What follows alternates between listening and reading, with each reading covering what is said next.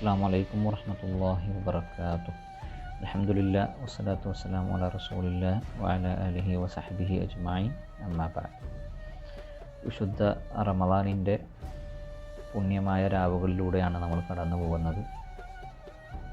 ഈ വിശുദ്ധ റമളാനിൽ തന്നെ നമ്മൾ വിശുദ്ധ ഖുർആൻ പഠിക്കുന്നതിനോടൊപ്പം തന്നെ ഹദീസുകൾ പഠിക്കുന്നതിനോടൊപ്പം തന്നെ മറ്റൊരു ഇസ്ലാമിക വിജ്ഞാന മേഖലയിൽ വളരെ പ്രധാനപ്പെട്ട ഒരു മേഖലയാണ് സീറ, ജീവചരിത്രം എന്ന് പറയുന്നത്. ആ ഒരു ജീവചരിത്രവുമായി ബന്ധപ്പെട്ട് അലി റളിയല്ലാഹു തആല അൻഹുവിൻ്റെ സീറയാണ് നമ്മൾ ഇൻഷാ അല്ലാഹ് വിശദീകരിക്കാൻ പോകുന്നത്.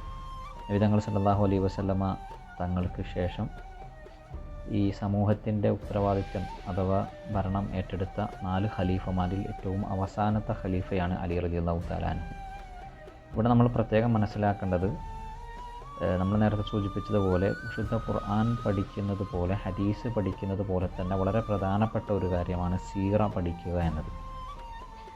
നബി തങ്ങൾ സല്ലല്ലാഹു അലൈഹി വസല്ലമ തങ്ങളുടെ സഹാബാക്കൾ പറയുമായിരുന്നു, നമ്മളുടെ മക്കൾക്ക് ഖുർആനും ഹദീസും പഠിപ്പിക്കുന്ന അതേ പ്രാധാന്യത്തോടു കൂടി തന്നെ സീറയും പഠിപ്പിച്ചു കൊടുക്കുമായിരുന്നു. നബി തങ്ങളുടെ സീറയായാലും മറ്റുള്ളവരുടെ സീറയായാലും. കാരണം സീറ പഠിക്കുന്നതിൽ പല ലക്ഷ്യങ്ങളുമുണ്ട്. ഇപ്പോൾ നബി തങ്ങൾ സല്ലല്ലാഹു അലൈഹി വസല്ലമ തങ്ങളുടെ സീറ നമ്മൾ പഠിക്കുന്നത് നബി തങ്ങളെ ഇത്തിബാ ചെയ്യാനാണ്, നബി തങ്ങളെ അറിയാനും അറിയുന്നതിലൂടെ സ്നേഹിക്കാനും നബി തങ്ങളെപ്പോലെ ആയിത്തീരാനുമാണ്.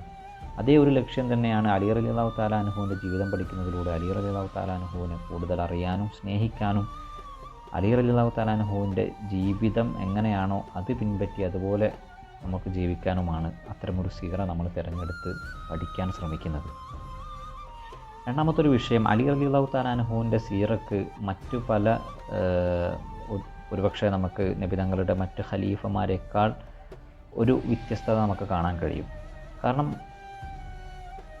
അലി റളിയല്ലാഹു തആല അൻഹുവിൻ്റെ ചരിത്രം 2 കോണിലൂടെയാണ് പൊതുവിൽ വായിക്കപ്പെടുന്നത്. ഒന്ന്, വളരെ തീവ്രമായ നിലയിൽ അലി റളിയല്ലാഹു തആല അൻഹുവിനെ വളരെ തീവ്രമായി സ്നേഹിച്ചുകൊണ്ട് അലി റളിയല്ലാഹു തആല അൻഹുവിനെ കൊടുക്കാൻ പാടില്ലാത്ത ഒരുപാട് പദവികൾ എന്ന് പറഞ്ഞാൽ ദൈവത്തിൻ്റെ ആ ഒരു നിലയിലേക്ക് പോലും ഉയർത്തുന്ന, അല്ലെങ്കിൽ പ്രവാചകൻ്റെ നിലയിലേക്ക് പോലും ഉയർത്തുന്ന ആ ഒരു രീതിയിലേക്ക് ഒരു ഭാഗത്ത് ചരിത്രം വായിക്കപ്പെടുന്നുണ്ട്. അതുപോലെ തന്നെ നബി തങ്ങൾ സല്ലല്ലാഹു അലൈഹി വസല്ലമ തങ്ങൾ കൊടുത്ത ശ്രേഷ്ഠത പോലും കൽപ്പിക്കാതെ തികച്ചും അലി റളിയല്ലാഹു തആല അൻഹുവിൻ്റെ എല്ലാ ശ്രേഷ്ഠതകളും തള്ളിക്കൊണ്ട് ആ ഒരു പരിഗണന പോലും നൽകാതെ രീതിയിലുള്ള ഒരു പക്ഷവും നമുക്ക് കാണാൻ കഴിയും. ഇതിൻ്റെ രണ്ടിൻ്റെയും ഇടയിലാണ്, മധ്യത്തിലാണ് യഥാർത്ഥത്തിൽ സത്യം കിടക്കുന്നത്. അഹ്ലുസുന്നത്തി വൽ ജമാഅത്തിൻ്റെ ഒരു വീക്ഷണം അലി റളിയല്ലാഹു തആല അൻഹുവിൻ്റെ ചരിത്രത്തിൽ മധ്യമമായ നിലപാടാണ്, അതാണ് സത്യം എന്ന് നമുക്ക് മനസ്സിലാക്കാൻ കഴിയും.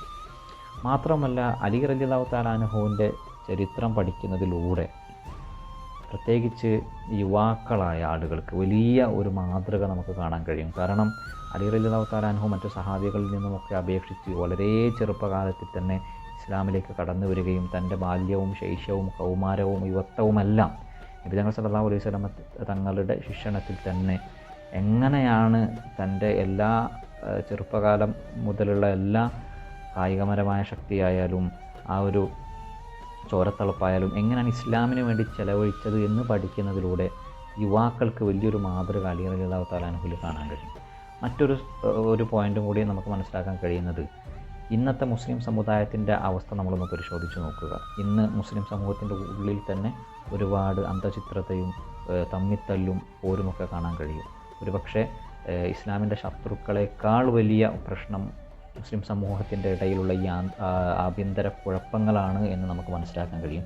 നമ്മൾ അലി റളിയല്ലാഹു തആല അൻഹുവിൻ്റെ ചരിത്രം എടുത്ത് പരിശോധിച്ച് നോക്കിയാലും നമുക്ക് കാണാൻ കഴിയും, ഉഹദിലും ബദറിലും ഖന്തക്കിലുമൊക്കെ തോളോട് തോൾ ചേർന്ന് നിന്ന് യുദ്ധം ചെയ്ത സഹാബികൾ അലി റളിയല്ലാഹു തആല അൻഹുവിൻ്റെ കാലമെത്തുമ്പോഴേക്കും ഒരുപാട് ആളുകൾ ഒരുപക്ഷെ വിശ്വാസം ഉറച്ചിട്ടില്ലാത്ത, അല്ലെങ്കിൽ മുഅ്മിനീങ്ങളെ വഴിതെറ്റിപ്പിക്കണം എന്ന ഗൂഢലക്ഷ്യവുമായി കടന്നു കയറി അവർക്കിടയിൽ പ്രശ്നങ്ങൾ ഉണ്ടാക്കി, അങ്ങനെ മുസ്ലിങ്ങൾക്കിടയിൽ ആഭ്യന്തര പ്രശ്നം ഉടലെടുക്കുന്ന ഒരു കാലമാണ് അലി റളിയല്ലാഹു തആല അൻഹുവിൻ്റെ കാലം.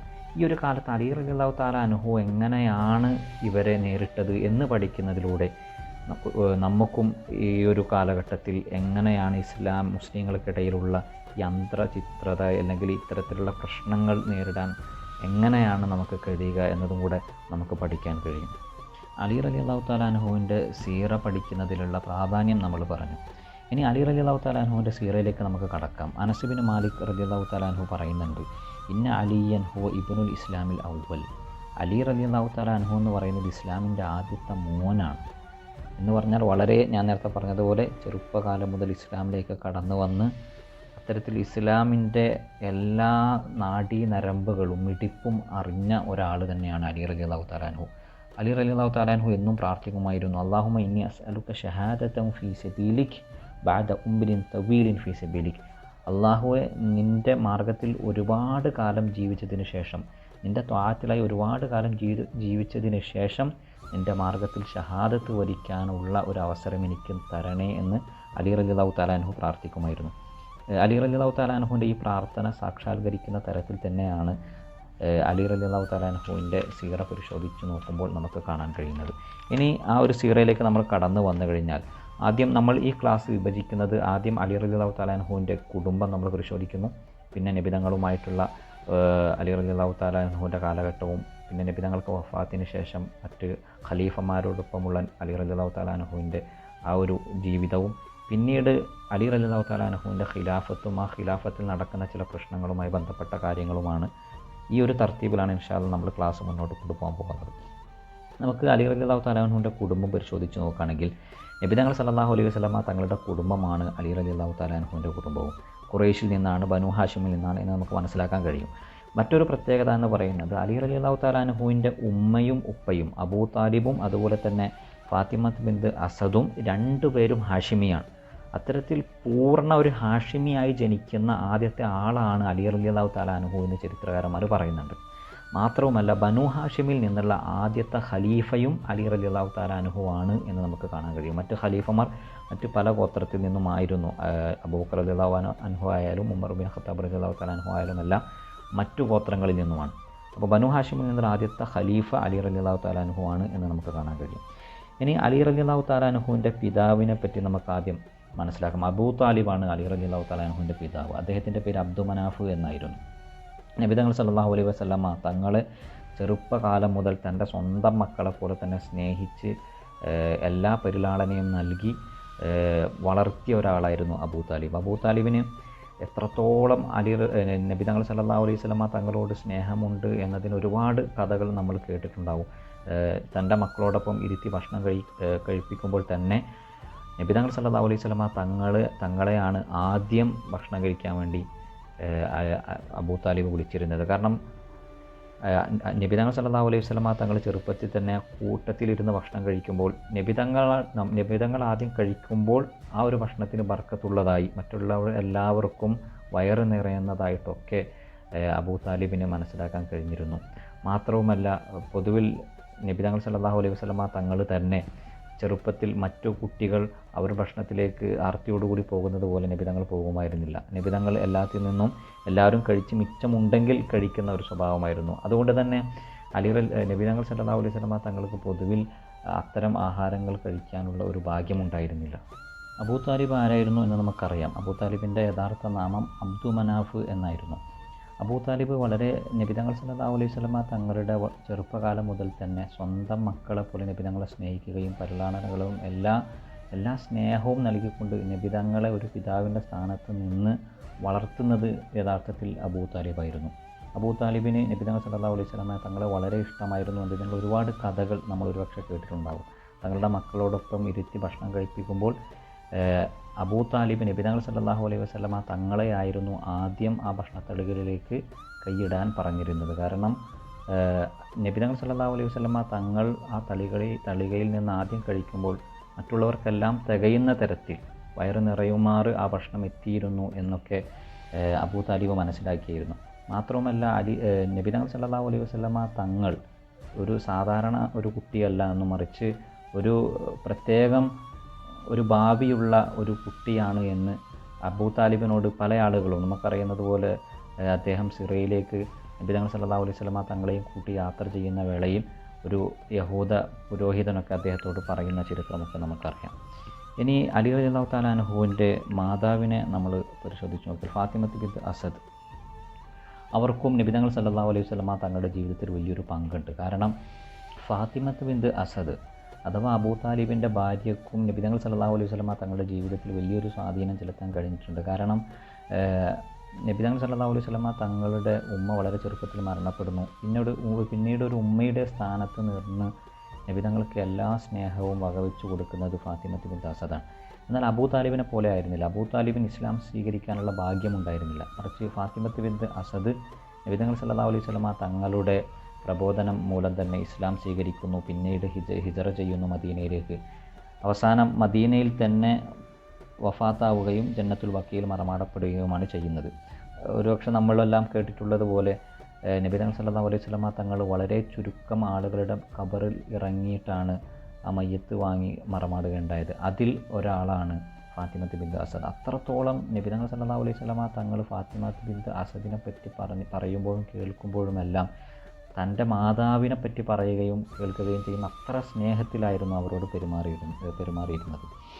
ഇനി അബൂ താലിബിൻ്റെ മക്കളെ എടുത്ത് പരിശോധിച്ച് നോക്കിയാൽ അബൂ താലിബിന് മൊത്തം 6 മക്കളാണ് ഉള്ളത്. അതിൽ ഏറ്റവും മുതിർന്ന ആളാണ് ത്വാലിബ്. അതുകൊണ്ടാണ്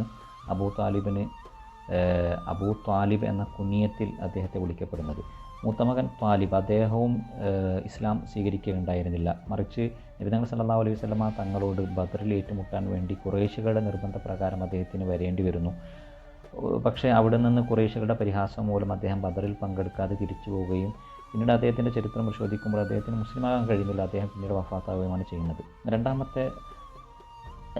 രണ്ടാമത്തെ ആൾ അക്കീലാണ്. മുസ്ലിം ബിൻ അക്കീലിൻ്റെ പിതാവായ അക്കീൽ അന്നത്തെ ഖുറൈശികൾ വളരെയധികം ആദരിച്ചിരുന്ന ഒരു വ്യക്തിയായിരുന്നു. കാരണം അദ്ദേഹത്തിന് ഇൽമുൽ അൻസാബ്, വംശവലിയിൽ വലിയ ഒരു വിജ്ഞാനമുണ്ടായിരുന്ന ഒരാളായിരുന്നു. അദ്ദേഹം ഈ പറഞ്ഞ ബദറിന് വന്നു. പക്ഷേ ബദറിൽ അദ്ദേഹം തടവുകാരനായി പിടിക്കപ്പെടുകയും പിന്നീട് അബ്ബാസ് റളിയല്ലാഹു തആല അൻഹു ആണ് അദ്ദേഹത്തെ മോചിപ്പിക്കുന്നത്. പിന്നീട് ഈ അക്കീലിനെ നമ്മൾ കാണുന്നത് ഹുനൈൻ യുദ്ധത്തിൽ നബി തങ്ങൾ സല്ലല്ലാഹു അലൈഹി വസല്ലമ തങ്ങളുടെ ചാരത്ത് നിന്നും എല്ലാവരും ഓടിപ്പോയപ്പോൾ നബി തങ്ങൾക്ക് താങ്ങും തണലുമായി നിൽക്കുന്ന ഒരു അക്കീലിനെ നമുക്ക് കാണാൻ കഴിയും. ഞാൻ നേരത്തെ സൂചിപ്പിച്ചതുപോലെ ഇദ്ദേഹത്തിൻ്റെ മകൻ മുസ്ലിം ബിൻ അക്കീൽ ചരിത്രത്തിൽ വളരെ പ്രസിദ്ധനായ ഒരാളാണ്.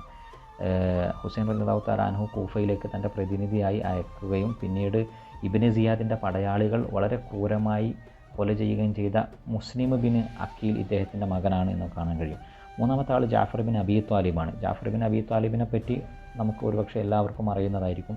നബി തങ്ങൾ സല്ലല്ലാഹു അലൈഹി വസല്ലമ തങ്ങളുടെ കാലത്ത് തന്നെ ആദ്യ ഹിജറ ചെയ്ത കൂട്ടത്തിൽ, അബസീനയിൽ ഹിജറ ചെയ്ത കൂട്ടത്തിൽ അദ്ദേഹമായിരുന്നു അമീർ. അദ്ദേഹത്തിൻ്റെ പ്രബോധനം മൂലമാണ് നജാഷി രാജാവ് അടക്കമുള്ള അബസീനയിലുള്ള ഒരുപാട് ആളുകൾ ഇസ്ലാമിലേക്ക് കടന്നു വരുന്നത്. അദ്ദേഹം പിന്നീട് ഖൈബർ യുദ്ധത്തിന് ശേഷം ഹിജറ 8-ാം വർഷമാണ് മദീനയിലേക്ക് തിരിച്ചു വരുന്നത്. അദ്ദേഹം തിരിച്ചു വരുമ്പോൾ നബി തങ്ങൾ സല്ലല്ലാഹു അലൈഹി വസല്ലമ തങ്ങൾ പറയുന്നുണ്ട്, ഖൈബറിൻ്റെ വിജയമാണോ അതോ ജാഫറിൻ്റെ തിരിച്ചുവരവാണോ, ഏതാണ് എനിക്ക് കൂടുതൽ സന്തോഷം നൽകുന്നത് എന്ന് എനിക്ക് മനസ്സിലാകുന്നില്ല എന്ന് നബി തങ്ങൾ സല്ലല്ലാഹു അലൈഹി വസല്ലമ തങ്ങൾ പറയുന്നുണ്ട്. ജാഫർ ബിൻ അബീ താലിബിൻ്റെ ചരിത്രം പരിശോധിച്ച് നോക്കിയാൽ അദ്ദേഹത്തിന് പിന്നീട് കൂടുതൽ കാലം ജീവിക്കാനുള്ള ഭാഗ്യം ലഭിക്കുന്നില്ല.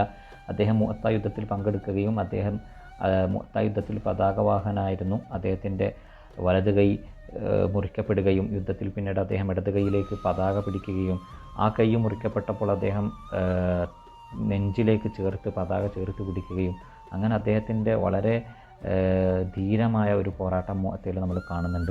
എന്നിട്ട് അദ്ദേഹം മുഅത്തയിൽ മരണപ്പെടുന്നു. നബി തങ്ങൾ സല്ലല്ലാഹു അലൈഹി വസല്ലമ തങ്ങൾ അദ്ദേഹത്തിന് വേണ്ടി പ്രാർത്ഥിക്കുന്നുണ്ട്. ജാഫറിൻ്റെ മുറിഞ്ഞു പോയ 2 കൈകൾക്ക് പകരം അള്ളാഹു സ്വർഗ്ഗത്തിൽ അദ്ദേഹത്തിന് 2 ചിറകുകൾ നൽകും എന്നൊക്കെ നബി തങ്ങൾ സല്ലല്ലാഹു അലൈഹി വസല്ലമ തങ്ങൾ പ്രാർത്ഥിക്കുന്നത് നമ്മൾ കാണുന്നുണ്ട്. ജാഫർ ബിൻ അബീ ത്വാലിബിൻ്റെ ഭാര്യ ആയിരുന്നു അസ്മാ ബിൻത് ഉമൈസ്. ഇവരെ പിന്നീട് ജാഫർ ബിൻ അബീ താലിബിൻ്റെ മരണത്തിന് ശേഷം അബൂബക്കർ റളിയല്ലാഹു തആല അൻഹു വിവാഹം ചെയ്യുന്നുണ്ട്. പിന്നീട് അലി റളിയല്ലാഹു തആല അൻഹുവും വിവാഹം ചെയ്യുന്നുണ്ട്. ആ ചരിത്രം പ്രത്യേകം ഓർമ്മിച്ച് വെക്കുക. പിന്നീട് നമ്മൾ കാണുന്നത് അലി റളിയല്ലാഹു തആല അൻഹുവാണ്. 4 ആണും 2 പെണ്ണുമാണ്. അതിൽ 4ാമത്തെ ആണ് അലി റളിയല്ലാഹു തആല അൻഹുവാണ്. അതിലേക്ക് നമുക്ക് തിരിച്ചു വരാം. പിന്നീടുള്ള 2 പെൺകുട്ടികളെ പരിശോധിച്ച് നോക്കിയാൽ ഒന്ന് ഉമ്മുഹാനിയാണ്. ഇവരെപ്പറ്റി നമ്മൾ ആകെ കാണുന്നത് ഇസ്രാ മിഅ്റാജിൻ്റെ രാത്രി നബി തങ്ങൾ സല്ലല്ലാഹു അലൈഹി വസല്ലമ തങ്ങൾ ഉമ്മുഹാനിയുടെ വീട്ടിലായിരുന്നു കടന്നത് എന്നതിന് ഒരു ചരിത്രരേഖ നമുക്ക് കാണാൻ കഴിയും. മറ്റൊരു റിപ്പോർട്ടിൽ നബി തങ്ങൾ കഅബക്ക് സമീപത്തായിരുന്നു കടന്നിട്ടുണ്ടായിരുന്നത് എന്ന് നമുക്ക് കാണാൻ കഴിയും. ഉമ്മുഹാനിയുടെ ഭർത്താവിനെ പറ്റി നമുക്ക് കാണാൻ കഴിയുന്നത് ജുബൈർ ബിൻ അദിയാണ്. അദ്ദേഹം നബി തങ്ങൾ സല്ലല്ലാഹു അലൈഹി വസല്ലമ തങ്ങളോട് കൂടുതൽ ശത്രുത വെച്ച ആളായിരുന്നു. നബി തങ്ങളെ എങ്ങനെയെങ്കിലും ഉപദ്രവിക്കുക എന്നൊരു ലക്ഷ്യത്തിൽ നടന്ന ആളായിരുന്നു. അതുകൊണ്ട് തന്നെ അലി റളിയല്ലാഹു തആല അൻഹു അദ്ദേഹത്തെ എവിടെ വെച്ച് കണ്ടാലും കൊല്ലുമെന്നൊരു ശപഥം എടുത്ത് നടന്നിരുന്നു. പക്ഷേ മക്ക വിജയം സമയത്ത് അലി റളിയല്ലാഹു തആല അൻഹു കൊല്ലാനിറങ്ങി എന്ന് കണ്ടതുകൊണ്ട് തന്നെ ഈ ഉമ്മുഹാനി തൻ്റെ ഭർത്താവിന് അഭയം നൽകുകയാണ്. എന്നിട്ട് നബി തങ്ങൾ സല്ലല്ലാഹു അലൈഹി വസല്ലമ തങ്ങളുടെ അടുക്കലേക്ക് ചൊല്ലുന്നു. നബി തങ്ങളോട് ജുബൈർ ബിൻ അദീന് നബിയെ താങ്കൾ അഭയം നൽകണമെന്ന് പറയുമ്പോൾ നബി തങ്ങൾ സല്ലല്ലാഹു അലൈഹി വസല്ലമ തങ്ങൾ പറയുന്നുണ്ട്, ഉമ്മുഹാനി ആർക്ക് അഭയം നൽകിയോ ഞാൻ അവർക്ക് അഭയം നൽകും എന്ന് നബി തങ്ങൾ സല്ലല്ലാഹു അലൈഹി വസല്ലമ തങ്ങൾ പറയുന്നുണ്ട്. മാത്രമല്ല സഹീഹുൽ ബുഖാരിയിൽ ഉദ്ധരിക്കപ്പെടുന്ന മറ്റൊരു ഹദീസ് നമുക്ക് കാണാൻ കഴിയും. ഒട്ടകപ്പുറത്ത് സഞ്ചരിക്കുന്ന സ്ത്രീകളിൽ ഏറ്റവും മഹത്വമുള്ളത് ഖുറൈശി സ്ത്രീകൾക്കാണ്, കാരണം അവർ കുട്ടികളോടേറെ സ്നേഹമുള്ളവരാണ് എന്ന ഹദീസ് നമുക്ക് കാണാൻ കഴിയും. ഈ ഹദീസിനെ വിശദീകരിച്ചുകൊണ്ട് പണ്ഡിതന്മാർ പറയുന്നത് ഈ ഹദീസിലൂടെ ഉദ്ദേശിച്ചത് ഉമ്മുഹാനിയാണ് എന്ന് പണ്ഡിതന്മാർ പറയുന്നുണ്ട്. ഈ ഉമ്മുഹാനി പിന്നീട് മുആവിയ റളിയല്ലാഹു തആല അൻഹുവിൻ്റെ കാലഘട്ടത്തിലാണ് മരണം വരിക്കുന്നത്. ആറാമത്തെ ആൾ അഥവാ രണ്ടാമത്തെ പെൺകുട്ടി ജുമാനയാണ്. ഇവരെപ്പറ്റി ചരിത്രത്തിൽ വലിയ വിശദീകരണങ്ങളൊന്നും നമുക്ക് കാണാൻ കഴിയുന്നില്ല. പക്ഷേ ഇവരുടെ ഭർത്താവ് Abu Sufyan bin Haris bin Abdul Muttalib, ഇത് നമ്മുടെ മുആവിയ റളിയല്ലാഹു തആല അൻഹുവിൻ്റെ പിതാവായ അബൂ സുഫിയാനല്ല, ഉമ്മു ഹബീബയുടെ പിതാവായ അബൂ സുഫിയാനല്ല, മറിച്ച് മറ്റൊരു അബൂ സുഫിയാനാണ്. ഇദ്ദേഹം നബി തങ്ങൾ സല്ലല്ലാഹു അലൈഹി വസല്ലമ തങ്ങൾക്കെതിരെ വളരെ ശക്തമായി കവിതകൾ പടച്ചു വിടുകയും പക്ഷെ പിന്നീട് അദ്ദേഹം ഫത്ഹ് മക്കയുടെ അന്ന് നബി തങ്ങളോട് മാപ്പ് ചോദിച്ച് ഇസ്ലാമിലേക്ക് കടന്നു വരികയൊക്കെ ചെയ്യുന്നത് നമുക്ക് കാണാൻ കഴിയുന്നുണ്ട്. ഈ ജുമാനയും ഇസ്ലാം സ്വീകരിച്ചതായിട്ട് നമുക്ക് കാണാൻ കഴിയും. ഇനി നമുക്ക് പറയാനുള്ളത് അലി റളിയല്ലാഹു തആല അൻഹുവിനെ കുറിച്ചാണ്. അലി റളിയല്ലാഹു തആല അൻഹു അദ്ദേഹം ജനിക്കുന്നത് പ്രബലമായ അഭിപ്രായ പ്രകാരം നുബുവത്തിൻ്റെ 10 വർഷങ്ങൾക്ക് മുമ്പാണ് അദ്ദേഹം ജനിക്കുന്നത്. റജബ് 12-നാണ് ജനിക്കുന്നത് എന്ന് തബഖാത്ത് ഇബ്നു സഅദിൽ നമുക്ക് കാണാൻ കഴിയും. എന്നാൽ അദ്ദേഹം ജനിച്ചത് കഅബക്കുള്ളിലാണ് എന്ന പൊതുവിൽ ഷിയാക്കളുടെ ഒരു അവകാശവാദം നമുക്ക് കാണാൻ കഴിയും. പക്ഷേ ആ രീതിയിൽ വന്ന റിവായത്തുകളൊക്കെ ദഈഫാണ് എന്നാണ് പണ്ഡിതന്മാർ പറഞ്ഞിട്ടുള്ളത്. സുന്നി പണ്ഡിതന്മാരുടെ പൊതുവിലുള്ള അഭിപ്രായം അതിന് അടിസ്ഥാനപരമായ രേഖകളില്ല എന്നാണ്. ഇനി ഒരു പക്ഷേ അത് ശരിയാണെങ്കിൽ തന്നെ കഅബയുടെ ഉള്ളിൽ ജനിച്ച മറ്റു സഹാബാക്കളെയും നമുക്ക് കാണാൻ കഴിയും. ഇനി അലി റളിയല്ലാഹു തആല അൻഹു പ്രസവിക്കപ്പെട്ടപ്പോൾ അദ്ദേഹത്തിന് പേര് വെച്ചത് അദ്ദേഹത്തിൻ്റെ ഉമ്മയായിരുന്നു, ഫാത്തിമത്ത് ബിൻത് അസദാണ്. അപ്പോൾ ഫാത്തിമത്ത് ബിൻത് അസദ് എന്ന് പറയുമ്പോൾ ഫാത്തിമ ബീവി തൻ്റെ ഉപ്പ അസദിൻ്റെ പേരാണ് അലി റളിയല്ലാഹു തആല അൻഹുവിന് വെക്കുന്നത്. അലി റളിയല്ലാഹു തആല അൻഹുവിൻ്റെ ആദ്യത്തെ പേര് അസദ് എന്നായിരുന്നു. അസദ് എന്ന് പറഞ്ഞാൽ സിംഹം എന്നാണ് അർത്ഥം. എന്നാൽ ഈ ഒരു പേര് വെക്കുമ്പോൾ അബൂ താലിബ് അന്ന് നാട്ടിലുണ്ടായിരുന്നില്ല. അദ്ദേഹം ഒരു കച്ചവടാർത്ഥം എവിടെയോ മറ്റോ പോയിരിക്കുകയായിരുന്നു. അദ്ദേഹം തിരിച്ചു വന്നപ്പോഴാണ് ഈ പേര് ഇട്ട കാര്യം അദ്ദേഹം അറിയുന്നത്. അദ്ദേഹത്തിന് ഈ പേര് അധികം ഇഷ്ടപ്പെട്ടില്ല. ഒരു സിംഹം എന്ന് പറയുമ്പോൾ ഒരുപക്ഷെ അലി റളിയല്ലാഹു തആല അൻഹു വളർന്ന് വലുതായി സിംഹത്തെ പോലെയുള്ള സ്വഭാവങ്ങൾ കാണിച്ച് പ്രശ്നത്തിൽ കുടുങ്ങുമോ എന്ന ഒരു പേടി കാരണം അദ്ദേഹം ആ ഒരു പേരൊന്നും വേണ്ട, അലി എന്ന ഒരു പേര് നമുക്ക് വെക്കാമെന്ന് അദ്ദേഹം തീരുമാനിക്കുകയാണ്. അങ്ങനെ അലി റളിയല്ലാഹു തആല അൻഹു ആ ഒരു പേര് സ്വീകരിക്കുന്നു. പക്ഷേ നമുക്ക് ചരിത്രം പരിശോധിച്ചാൽ മനസ്സിലാവും, ഒരുപക്ഷെ സിംഹം എന്ന പേര് മാത്രമാണ് അവിടെ മാറുന്നതെങ്കിലും അലി റളിയല്ലാഹു തആല അൻഹുവിൻ്റെ ചരിത്രത്തിൽ മുഴുവൻ അദ്ദേഹം ഒരു അസദുള്ളയായിരുന്നു, അദ്ദേഹം ഒരു സിംഹമായിരുന്നു എന്ന് നമുക്ക് കാണാൻ കഴിയും. അതാണ് അദ്ദേഹം ഖൈബറിൻ്റെ ഒരു സമയത്ത് കനല്ലതി സമ്മത്തിന് ഉമ്മി ഹൈദറ, എൻ്റെ ഉമ്മ എനിക്ക് ഹൈദർ, പുലി, സിംഹം എന്ന് പേര് വെച്ച ആളാണ് ഞാൻ എന്നൊക്കെ അദ്ദേഹം പറയുന്നുണ്ട്. അദ്ദേഹത്തിൻ്റെ കുനിയത്തെടുത്ത് പരിശോധിച്ച് നോക്കിയാൽ അദ്ദേഹത്തിന് പ്രധാനമായി 2 കുനിയത്താണ് കാണുന്നത്. ഒന്ന് അബുൽ ഹസൻ, അദ്ദേഹത്തിൻ്റെ മൂത്ത മകനായ ഹസൻ റളിയല്ലാഹു തആല അൻഹുവിലേക്ക് ചേർത്തുകൊണ്ടാണ്. കുനിയത്ത് എന്ന് പറഞ്ഞാൽ പൊതുവിൽ അറബികൾ സ്വന്തം പേര്, ഒരാളുടെ പേര് എടുത്ത് വിളിക്കുന്നതിനേക്കാൾ അവർ ഇഷ്ടപ്പെട്ടിരുന്നത് അവരെ ഒരു വിളിപ്പേര് കുനിയത്ത് വെച്ച് വിളിക്കാനായിരുന്നു. രണ്ടാമത്തൊരു വിളിപ്പേര് നമുക്ക് കാണാൻ കഴിയുന്നത് അബൂ തുറാബ് എന്നായിരുന്നു. ഇതിന് ഒരു ഹദീസ് നമുക്ക് കാണാൻ കഴിയും. അബൂ തുറാബ് എന്ന പേര് വരാനുള്ള ഒരു പശ്ചാത്തലം ബുഖാരി ഉദ്ധരിക്കുന്ന ഒരു ഹദീസ്, നബി തങ്ങൾ സല്ലല്ലാഹു അലൈഹി വസല്ലമ തങ്ങൾ അലി റളിയല്ലാഹു തആല അൻഹുവും ഫാത്തിമ ബീവിയുടെയും വിവാഹത്തിന് ശേഷം ഒരിക്കൽ അവരുടെ വീട്ടിലേക്ക് കടന്നു ചെന്നപ്പോൾ ഫാത്തിമ ബീവി മാത്രം വീട്ടിലുണ്ട്, അലി റളിയല്ലാഹു തആല അൻഹുവിനെ കാണുന്നില്ല. അപ്പോൾ നബി തങ്ങൾ സല്ലല്ലാഹു അലൈഹി വസല്ലമ തങ്ങൾ ചോദിച്ചു, എവിടെയാണ് അലി? അപ്പോൾ ഫാത്തിമ ബീവി പറഞ്ഞു, നമ്മൾക്കിടയിൽ ചെറിയൊരു പ്രശ്നം ഉണ്ട്, അദ്ദേഹം അതുകൊണ്ട് വീട് വിട്ട് ഇറങ്ങിപ്പോയിരിക്കുകയാണ്. നബി തങ്ങൾ സല്ലല്ലാഹു അലൈഹി വസല്ലമ തങ്ങൾ അദ്ദേഹത്തെ അന്വേഷിക്കാൻ വേണ്ടി ഒരാളെ അയക്കുന്നു. അദ്ദേഹം അലി റളിയല്ലാഹു തആല അൻഹുവിനെ അന്ന് പള്ളിയിൽ, അന്നത്തെ പള്ളി നമുക്കറിയാം ഇന്നത്തെ പോലെ കാർപ്പറ്റ് വിരിച്ചതല്ല, അന്ന് മണ്ണായിരുന്നു പള്ളിയിൽ പാകിയിരുന്നത്, ആ മണ്ണിൽ കിടന്നുറങ്ങുകയായിരുന്നു അലി റളിയല്ലാഹു തആല അൻഹു. അങ്ങനെ നബി തങ്ങൾ സല്ലല്ലാഹു അലൈഹി വസല്ലമ തങ്ങൾ അതറിഞ്ഞ് അവിടെ പോവുകയും അലി റളിയല്ലാഹു തആല അൻഹുവിൻ്റെ വസ്ത്രത്തിൽ പറ്റിപ്പിടിച്ചിരുന്ന മണ്ണ് തട്ടിയത്, ഖും യാ അബാ തുറാബ്, എണീക്ക് മണ്ണിൻ്റെ മകനെ എന്ന് പറഞ്ഞുകൊണ്ട് അലി റളിയല്ലാഹു തആല അൻഹുവിനെ വിളിച്ചെഴുന്നേൽപ്പിക്കാനുണ്ടായത്. ഇവിടെ നമ്മൾ മനസ്സിലാക്കേണ്ട പ്രത്യേക ഒരു കാര്യം, നമ്മളൊന്ന് ആലോചിച്ച് നോക്കുക. ഇവിടെ നബി തങ്ങൾ സല്ലല്ലാഹു അലൈഹി വസല്ലമ തങ്ങളുടെ മകളാണ് ഫാത്തിമ ബീവി, ഏറ്റവും മഹത്വമുള്ള ഒരു സഹാബിയാണ് അലി റളിയല്ലാഹു തആല അൻഹു. എന്നിട്ടും ഇവരുടെ ജീവിതത്തിലിടയിലും പ്രശ്നങ്ങൾ ഉണ്ടാകുന്നുണ്ട്, സ്വരച്ചേർച്ചയില്ലായ്മ ഉണ്ടാകുന്നുണ്ട്. പക്ഷേ എന്നിട്ടും അവർ വീണ്ടും സ്നേഹത്തോടു കൂടി ജീവിതം മുന്നോട്ട് കൊണ്ടുപോകുന്നുണ്ട്. അതാണ് നമ്മൾ മനസ്സിലാക്കേണ്ടത്. ജീവിതം എന്ന് പറയുമ്പോൾ പ്രശ്നങ്ങൾ ഉണ്ടാകുമെങ്കിലും ആ പ്രശ്നങ്ങളെയൊക്കെ ജീവിതത്തിൻ്റെ സാധാരണ പിണക്കങ്ങളായി മനസ്സിലാക്കി വളരെ സ്നേഹത്തോടു കൂടി മുന്നോട്ട് പോകാൻ കഴിയുന്നുണ്ട്. അവിടെ നബി തങ്ങൾ സല്ലല്ലാഹു അലൈഹി വസല്ലമ തങ്ങളൊരു പിതാവ് എന്ന നിലക്ക് ആ ഒരു പ്രശ്നം പരിഹരിക്കുന്നത് നമുക്ക് കാണാൻ കഴിയും. പിന്നീട് ഈ അബൂ തുറാബ് എന്ന് പറയുന്ന പേരായിരുന്നു അലി റളിയല്ലാഹു തആല അൻഹുവിന് കൂടുതൽ ഇഷ്ടം. തന്നെ ആരെങ്കിലും ആ പേരിൽ വിളിക്കുന്നത് അലി റളിയല്ലാഹു തആല അൻഹു ഏറെ ഇഷ്ടപ്പെട്ടു എന്നൊക്കെ ചരിത്രത്തിൽ നമുക്ക് കാണാൻ കഴിയും. ഇനി അലി റളിയല്ലാഹു തആല അൻഹുവിൻ്റെ ശാരീരിക പ്രകൃതി നമ്മൾ പരിശോധിച്ച് നോക്കുകയാണെങ്കിൽ ഇസ്തിയാബിൽ ഇബ്നു അബ്ദുൽ ബർ പറയുന്നുണ്ട്, അലി റളിയല്ലാഹു തആല അൻഹു ആവറേജ് ഹൈറ്റ്, ഒരു മിതമായ ഹൈറ്റുള്ള ഒരാളായിരുന്നു. വലിയ ഷോൾഡറുകൾ ഉണ്ടായിരുന്നു, അദ്ദേഹത്തിന് ശക്തമായ പേശികളുണ്ടായിരുന്നു. നമ്മൾ ഇന്നത്തെ മസിൽമാൻ എന്നൊക്കെ പറയുന്ന പോലെ അതിശക്തനായ ഒരാളായിരുന്നു. അദ്ദേഹത്തിന് മുൻവശത്ത് മുടി കുറവായിരുന്നെങ്കിലും തിങ്ങിയ താടിയുള്ള ആളായിരുന്നു.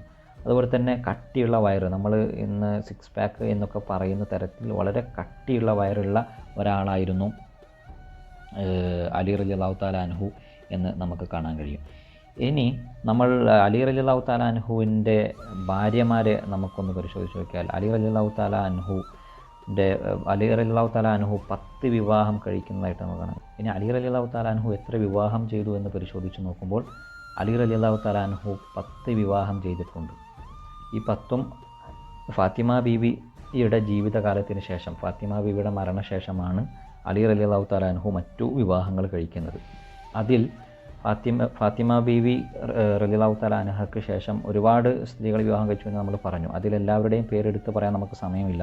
എങ്കിലും നമുക്കറിയുന്ന 2 ആളുകളെ ഞാൻ നേരത്തെ പറഞ്ഞതുപോലെ Asma bint Umais, Jafar bin Abi Talib റളിയല്ലാഹു തആല അൻഹുവിൻ്റെ ഭാര്യയായിരുന്ന അസ്മാ ബിൻത് ഉമൈസിനെയാണ് ഫാത്തിമ ബീവി മരണപ്പെട്ടതിന് ശേഷം അലി റളിയല്ലാഹു തആല അൻഹു ആദ്യമായി വിവാഹം ചെയ്യുന്നത്. അതുപോലെ തന്നെ ഉമാമത്ത് ബിൻത് സൈനബ്, നബി തങ്ങൾ സല്ലല്ലാഹു അലൈഹി വസല്ലമ തങ്ങളുടെ മകളായ സൈനബിൻ്റെ മകൾ ഉമാമയെയും അലി റളിയല്ലാഹു തആല അൻഹു വിവാഹം ചെയ്യുന്നുണ്ട്. എന്ന് പറഞ്ഞാൽ നബി തങ്ങളുടെ മകളെയും നബി തങ്ങളുടെ പേരക്കുട്ടിയെയും അലി റളിയല്ലാഹു തആല അൻഹു വിവാഹം ചെയ്യുന്നുണ്ട്. ഈ 10 ഭാര്യമാരിൽ നിന്നായിട്ട് ഒരുപാട് മക്കൾ, ഏതാണ്ട് 33ഓളം മക്കൾ അലി റളിയല്ലാഹു തആല അൻഹുവിനുണ്ടായിരുന്നു എന്നാണ്. 14 ആൺമക്കളും 16 പെൺകുട്ടികളും ഉണ്ടായിരുന്നു എന്ന് കാണാൻ കഴിയും.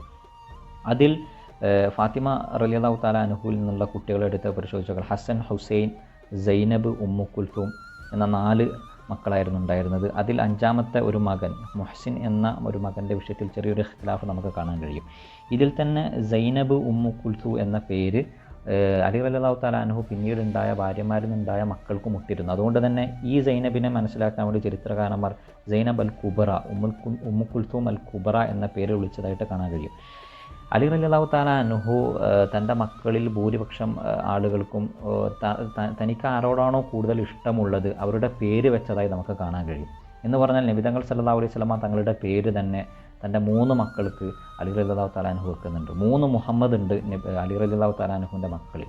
അതിനെ വേർതിരിച്ചറിയാൻ വേണ്ടി ചരിത്രകാരന്മാർ മുഹമ്മദ് അൽ അക്ബർ, മുഹമ്മദ് അൽ ഔസത്ത്, മുഹമ്മദ് അൽ അസ്ഗർ എന്ന പേരിൽ വിളിക്കുന്നതായി കാണാൻ കഴിയും. മാത്രമല്ല പൊതുവിൽ ഷിയാക്കളുടെയൊക്കെ ഒരു പ്രചാരണ പ്രകാരം അലി റളിയല്ലാഹു തആല അൻഹു ഉസ്മാൻ റളിയല്ലാഹു അൻഹു മറ്റ് ഖലീഫമാരോടൊക്കെ വളരെ വിദ്വേഷമുള്ള ആളായിരുന്നു എന്നാണ് അവർ പ്രചരിപ്പിക്കുന്നത്. പക്ഷേ ഈ ഖലീഫമാരുടെ എല്ലാം പേരുകൾ തൻ്റെ മക്കൾക്ക്, അബൂബക്കർ എന്നും ഉമർ എന്നും ഉസ്മാനും എന്നൊക്കെ തൻ്റെ മക്കൾക്ക് പേര് വെച്ചതായി അലി റളിയല്ലാഹു തആല അൻഹുവിനെ നമുക്ക് കാണാൻ കഴിയും. മാത്രമല്ല അലി റളിയല്ലാഹു തആല അൻഹുവിൻ്റെ മക്കളുടെ കൂട്ടത്തിൽ വളരെ പ്രസിദ്ധനായ ഒരാളാണ് മുഹമ്മദ് ബിൻ ഹനഫിയ എന്ന് പറയുന്നത്. അദ്ദേഹവും ഹസൻ റളിയല്ലാഹു തആല അൻഹുവും തമ്മിൽ നടക്കുന്ന ചെറിയൊരു രസകരമായ ഒരു സംഭവം നമുക്ക് കാണാൻ കഴിയും. ഇവർക്ക് രണ്ടുപേർക്കും ഇടയിൽ ചെറിയൊരു പ്രശ്നമുണ്ടായി. എന്നിട്ട് മുഹമ്മദ് ബിൻ ഹനഫിയ അദ്ദേഹം ഹസൻ റളിയല്ലാഹു തആല അൻഹുവിനോട് പോയിട്ട് പറയുകയാണ്, താങ്കൾ എന്നോട് സലാം പറയണം. അപ്പോൾ ഹസൻ ബിൻ അലി റളിയല്ലാഹു തആല അൻഹു ചോദിക്കണം, ഞാൻ എന്തിനാണ് താങ്കളോട് സലാം പറയുന്നത്? അങ്ങോട്ട് താങ്കളോട് ഞാൻ എന്തിന് സലാം പറഞ്ഞ് തുടങ്ങണം? അപ്പോൾ മുഹമ്മദ് ബിൻ ഹനഫിയ പറയുന്നുണ്ട്, ഞാൻ നബി തങ്ങൾ സല്ലല്ലാഹു അലൈഹി വസല്ലമ തങ്ങൾ പറയുന്നത് കേട്ടിട്ടുണ്ട്, ആർക്കെങ്കിലും മുസ്ലിങ്ങൾക്കിടയിൽ, മുസ്ലിം സഹോദരങ്ങൾക്കിടയിൽ പ്രശ്നമുണ്ടായിക്കഴിഞ്ഞാൽ, പിണക്കമുണ്ടായിക്കഴിഞ്ഞാൽ ആരാണോ ആദ്യമായി സലാം പറയുന്നത് ഖൈറുഹും അല്ലദീ യബ്ദഉ ബിസ്സലാം, അവരാണ് ഏറ്റവും ഖൈറായത്. വ അൻത അഖയ്യറു മിന്നി വ ഉമ്മുക അഫ്ളലു മിൻ ഉമ്മി, അപ്പോൾ താങ്കളാണ് എന്നേക്കാൾ ഏറ്റവും മഹത്വമുള്ളത്, താങ്കളുടെ ഉമ്മയാണ് എൻ്റെ ഉമ്മയേക്കാൾ മഹത്വമുള്ളത്, അതുകൊണ്ട് താങ്കൾ എന്നോട് സലാം പറഞ്ഞു തുടങ്ങണം എന്ന് മുഹമ്മദ് ബിൻ ഹനഫിയ ഹസൻ റളിയല്ലാഹു തആല അൻഹുവിനോട് പറയുന്നതായി നമുക്ക് കാണാൻ കഴിയും. ഇനി അലി റളിയല്ലാഹു തആല അൻഹു നബി തങ്ങൾ സല്ലല്ലാഹു അലൈഹി വസല്ലമ തങ്ങളുടെ വീട്ടിലേക്ക് എത്തുന്ന ഒരു ചരിത്ര പശ്ചാത്തലം നമ്മൾ പരിശോധിച്ചാൽ, നമ്മൾ നേരത്തെ പറഞ്ഞതുപോലെ അബൂ താലിബ് വളരെ ദരിദ്രനായൊരു മനുഷ്യനായിരുന്നു. അദ്ദേഹത്തിന് ഒരുപാട് മക്കളും ഉണ്ടായിരുന്നു. ആ സമയത്ത് അദ്ദേഹം മക്കളെയെല്ലാം സംരക്ഷിച്ച് വരുന്നതിന്, പോറ്റി വരുന്നതിന് വളരെയധികം കഷ്ടപ്പെട്ടിരുന്നു. ആ സമയത്താണ് നബി തങ്ങൾ സല്ലല്ലാഹു അലൈഹി വസല്ലമ തങ്ങൾ ഖദീജയുമായുള്ള വിവാഹത്തിന് ശേഷം സാമ്പത്തികമായ നില മെച്ചപ്പെടുന്നു. അങ്ങനെ അബ്ബാസ് റളിയല്ലാഹു തആല അൻഹുവും നബി തങ്ങളും അബൂ താലിബിനെ സമീപിച്ചുകൊണ്ട് തൻ്റെ മക്കളിൽ നിന്നുള്ള 2 പേരെയെങ്കിലും നമ്മൾ ഏറ്റെടുക്കാൻ തയ്യാറാണ് എന്ന് പറഞ്ഞ് അബ്ബാസ് റളിയല്ലാഹു തആല അൻഹു ജഅഫർ ബിൻ അബി താലിബിനെയും നബി തങ്ങൾ സല്ലല്ലാഹു അലൈഹി വസല്ലമ തങ്ങൾ അലി ബിൻ അബി താലിബിനെയും ഏറ്റെടുക്കുകയാണ്. അതോടുകൂടി ആറാമത്തെ വയസ്സ് മുതൽ തന്നെ അലി റളിയല്ലാഹു തആല അൻഹു നബി തങ്ങൾ സല്ലല്ലാഹു അലൈഹി വസല്ലമ തങ്ങളുടെ വീട്ടിലാണ് പിന്നീട് കഴിയുന്നത്. നബി തങ്ങൾക്ക് നുബുവത്ത് കിട്ടിയ ഉടനെ നബി തങ്ങളും ഖദീജ ബീവിയും ഒരിക്കൽ നമസ്കരിക്കുന്നതായിട്ട് അലി റളിയല്ലാഹു തആല അൻഹു കാണുകയാണ്. അപ്പോൾ ഈ ഇത്തരത്തിലുള്ളൊരു വിചിത്രമായ ഒരു പ്രവൃത്തി കണ്ട് അലി റളിയല്ലാഹു തആല അൻഹു ഇങ്ങനെ അത്ഭുതപ്പെട്ട് നിൽക്കുന്നു. നബി തങ്ങൾ സല്ലല്ലാഹു അലൈഹി വസല്ലമ തങ്ങളുടെ നമസ്കാരത്തിന് ശേഷം അലി റളിയല്ലാഹു തആല അൻഹുവിനോട് ഇസ്ലാമിൻ്റെ സന്ദേശം, യഥാർത്ഥ ഷഹാദത്തിൻ്റെ മഹത്വമെല്ലാം പറഞ്ഞു കൊടുത്തുകൊണ്ട് നബി തങ്ങൾ അലി റളിയല്ലാഹു തആല അൻഹുവിനെ ഇസ്ലാമിലേക്ക് ക്ഷണിക്കുകയാണ്. അപ്പോൾ അലി റളിയല്ലാഹു തആല അൻഹു നമുക്കറിയാം, അദ്ദേഹം ചെറിയ കുട്ടിയാണ്, 6 വയസ്സുള്ള കുട്ടിയാണ്. അദ്ദേഹം അപ്പോൾ നബി തങ്ങളോട് പ്രതികരിക്കുന്നത്, എനിക്കിപ്പോൾ ഒറ്റയ്ക്കൊരു തീരുമാനം പറയാൻ കഴിയില്ല, ഞാൻ ഒരുപക്ഷെ നാളെ എൻ്റെ പിതാവിനോട് ചോദിച്ചിട്ട് ആ തീരുമാനം അറിയിക്കാം എന്ന് അലി റളിയല്ലാഹു പറയാണ്. നബി തങ്ങൾ സല്ലല്ലാഹു അലൈഹി വസല്ലമ തങ്ങൾ പറഞ്ഞു, താങ്കൾ സമയമെടുത്തിട്ട് അലിയോട് പറയാണ്, നീ സമയമെടുത്ത് കാര്യങ്ങൾ ചെയ്താൽ മതി. പക്ഷേ ഇവിടെ കണ്ട കാര്യം, അന്ന് ഇസ്ലാം വളരെ രഹസ്യമായിട്ടായിരുന്നു പോയിക്കൊണ്ടിരുന്നത്, അതുകൊണ്ട് ഇവിടെ കണ്ട കാര്യം നീ ഒരിക്കലും പുറത്ത് പറയരുത് എന്ന് നബി തങ്ങൾ അലിയോട് പറയാണ്. അലി റളിയല്ലാഹു തആല അൻഹു അന്ന് രാത്രി ഉറങ്ങാൻ വേണ്ടി കിടക്കുമ്പോഴൊക്കെ അലി റളിയല്ലാഹു തആല അൻഹുവിൻ്റെ മനസ്സിലുള്ള ചിന്ത നബി തങ്ങൾ സല്ലല്ലാഹു അലൈഹി വസല്ലമ തങ്ങൾ പറഞ്ഞ ഈ ഒരു ആദർശത്തിൻ്റെ ആ ഒരു സൗന്ദര്യമായിരുന്നു. അതിൻ്റെ അത്രയും ശക്തമായ, അത്രയും മനസ്സിനെ പിടിച്ചു കുലുക്കുന്ന ഒരു ആദർശം അലി റളിയല്ലാഹു തആല അൻഹുവിൻ്റെ മനസ്സിൽ കിടന്ന് ഇങ്ങനെ മന്ത്രിക്കുന്നുണ്ടായിരുന്നു. അദ്ദേഹത്തിന് ഉറക്കം വരുന്നുണ്ടായില്ല. അദ്ദേഹം പിന്നെ സുബ്ഹി ആയപ്പോൾ അദ്ദേഹം നബി തങ്ങൾ സല്ലല്ലാഹു അലൈഹി വസല്ലമ തങ്ങളുടെ അടുക്കലേക്ക് കടന്നു പോകുന്നു. പിന്നീട് അദ്ദേഹം സുബ്ഹി ആയ ഉടനെ നബി തങ്ങൾ സല്ലല്ലാഹു അലൈഹി വസല്ലമ തങ്ങളുടെ അടുക്കൽ പോയിട്ട് തന്നോട് തലേന്ന് പറഞ്ഞ കാര്യം വീണ്ടും ആവർത്തിച്ച് പറയാൻ വേണ്ടി നബി തങ്ങളോട് ആവശ്യപ്പെടുന്നു. നബി തങ്ങൾ അത് പറഞ്ഞു കൊടുത്തപ്പോൾ അലി റളിയല്ലാഹു തആല അൻഹു ഇസ്ലാമിലേക്ക് കടന്നു വരുന്നതാണ് പിന്നെ നമുക്ക് കാണാൻ കഴിയുന്നത്. പിന്നീട് അബൂ താലിബും നബി തങ്ങളുടെ വീട്ടിലേക്ക് കടന്നു വരുമ്പോൾ ഇതുപോലെ അലി റളിയല്ലാഹു തആല അൻഹു നബി തങ്ങളുടെ കൂടെ നിന്ന് നമസ്കരിക്കുന്നത് കാണുന്നു. ഇതും ഒരു വിചിത്രമായ പ്രവൃത്തിയാണ് അബൂ താലിബിനെ സംബന്ധിച്ചിടത്തോളം. അബൂ താലിബ് അലി റളിയല്ലാഹുവിനോട് ചോദിക്കുകയാണ്, ഇതെന്താണ് സംഭവം? അപ്പോൾ അബൂ താലിബിനോട് അലി റളിയല്ലാഹു തആല അൻഹു നബി തങ്ങൾ പറഞ്ഞ ആദർശം ഞാൻ സ്വീകരിച്ചു എന്നൊക്കെ പറയുന്നു. നബി തങ്ങൾ ആ സമയത്ത് അബൂ താലിബിനെ ആദ്യമായി ഇസ്ലാമിലേക്ക് ക്ഷണിക്കുന്നു. പക്ഷേ അബൂ താലിബ് നബി തങ്ങളുടെ ഈ ആദർശം സ്വീകരിക്കാൻ അദ്ദേഹം തയ്യാറാകുന്നില്ല. അദ്ദേഹത്തിൻ്റെ പൂർവ്വപിതാക്കൾ ഏത് വഴിയിലായിരുന്നു അത് സ്വീകരിക്കാനാണ്, അത് നിലനിർത്താനാണ് അദ്ദേഹം ആഗ്രഹിച്ചിരുന്നത്. പക്ഷേ അതേ സമയത്ത് തന്നെ അബൂ താലിബ് പറയുന്നുണ്ട്, എൻ്റെ മരണം വരെ താങ്കൾ ഈ ഒരു ദൗത്യമായി മുന്നോട്ട് പോയിക്കോ, പക്ഷേ താങ്കൾക്ക് എല്ലാ സംരക്ഷണവും ഞാൻ നൽകാൻ തയ്യാറാണ് എന്ന് അദ്ദേഹം പറയുന്നുണ്ട്. അതോടൊപ്പം തന്നെ അലി റളിയല്ലാഹു തആല അൻഹുവിനോട് അബൂ താലിബ്, നീ മുഹമ്മദിനെ മുറുക്ക പിടിച്ചോളൂ, കാരണം ഒരിക്കലും മുഹമ്മദ് നിന്നെ വഴിയാധാരമാക്കുകയില്ല, ഒരിക്കലും മുഹമ്മദിൻ്റെ കൂടെ കൂടിയാൽ നിനക്ക് സങ്കടപ്പെടേണ്ടി വരില്ല എന്ന് അലി റളിയല്ലാഹു തആല അൻഹുവിനോട് അബൂ താലിബ് പറയാണ്. ഇനി അലി റളിയല്ലാഹു തആല അൻഹുവിൻ്റെ മക്ക കാലഘട്ടത്തിലുള്ള ജീവിതം പരിശോധിച്ച് നോക്കുകയാണെങ്കിൽ അദ്ദേഹം ചെറിയ കുട്ടിയായതുകൊണ്ട് തന്നെ ഒരുപാട് സംഭവങ്ങളൊന്നും നമുക്ക് അവിടെ കാണാൻ കഴിയുന്നില്ല. പ്രധാനപ്പെട്ട ഒരു സംഭവം നമുക്ക് കാണാൻ കഴിയുന്നത് ഹിജറയാണ്. ഹിജറയിൽ അലി റളിയല്ലാഹു തആല അൻഹുവിനെയാണ് നബി തങ്ങൾ സല്ലല്ലാഹു അലൈഹി വസല്ലമ തങ്ങൾ ഹിജറയിൽ ഒളിച്ചാണ് പോകുന്നത്. ആ സമയത്ത് നബി തങ്ങളുടെ കട്ടിലിൽ കിടക്കാൻ വേണ്ടി അലി റളിയല്ലാഹു തആല അൻഹുവിനോട് പറയും. നമ്മളിവിടെ പ്രത്യേകം മനസ്സിലാക്കേണ്ട ഒരു കാര്യം അലി റളിയല്ലാഹു തആല അൻഹു എത്ര തവക്കുലോട് കൂടിയാണ് ആ കട്ടിലിൽ അന്ന് രാത്രി കിടന്നിട്ടുണ്ടാക്കുക എന്ന് നമ്മൾ ആലോചിച്ച് നോക്കുക. പണ്ഡിതന്മാർ പറയുന്നുണ്ട്, അലി റളിയല്ലാഹു തആല അൻഹുവിൻ്റെ ഈമാനിലുള്ള ഏറ്റവും വലിയ പരീക്ഷണമായിരുന്നു നബി തങ്ങൾ സല്ലല്ലാഹു അലൈഹി വസല്ലമ തങ്ങൾ പറഞ്ഞ ഒരു കാര്യം. കാരണം നബി തങ്ങളെ വധിക്കാൻ വേണ്ടി ആളുകൾ വരുമെന്ന് അലി റളിയല്ലാഹു തആല ഉറപ്പായിരുന്നു.